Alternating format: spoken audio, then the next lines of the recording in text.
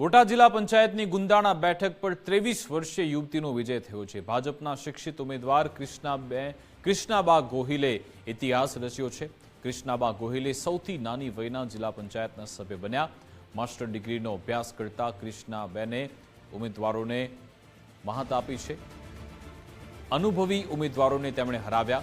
કૃષ્ણાબા ધૂમ ધકતા તાપમાં મતદારોનો આભાર માનવા ઘરે ઘરે પહોંચ્યા હતા। કૃષ્ણાબા ગોહિલે ડોર ટુ ડોર આભાર સંપર્ક શરૂ કર્યો।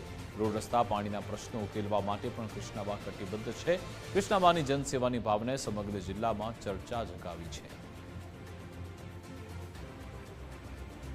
अपना देशना वडाप्रधान श्री नरेन्द्रभाई मोदी, मुख्यमंत्री श्री भूपेन्द्रभाई पटेल, अपना प्रदेश प्रमुख विश्वकर्मा અને આપણા બોટાદ જિલ્લાના પ્રમુખ મયુરભાઈ પટેલનો હું ખૂબ જ આભાર માનું છું તેઓ કારણ કે તેઓએ ભારતીય જનતા પાર્ટી એ મને મારા ઉપર આટલી ઉંમરમાં વિશ્વાસ રાખીને મને ટિકિટ આપી અને મને જીતાવવામાં પણ ઘણા પ્રયત્નો કર્યા।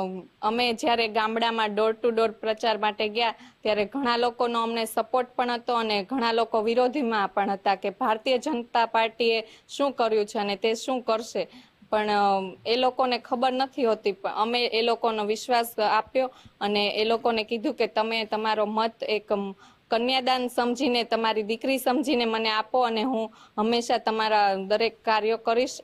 ચૂંટણી હતી ત્યારે અમે ડોર ટુ ડોર પ્રવાસ તો કરતા હતા કે જ્યારે ત્યાં બધા બહેનો પાસે અમે અપીલ કરતા હતા ગામે ગામે જઈને કે તમે અમને મત આપો, અને આજ ચૂંટણી જીતી ગયા છે ત્યારે અમે બહેનોનો આભાર માનવા જઈએ છીએ ઘરે ઘરે જઈને।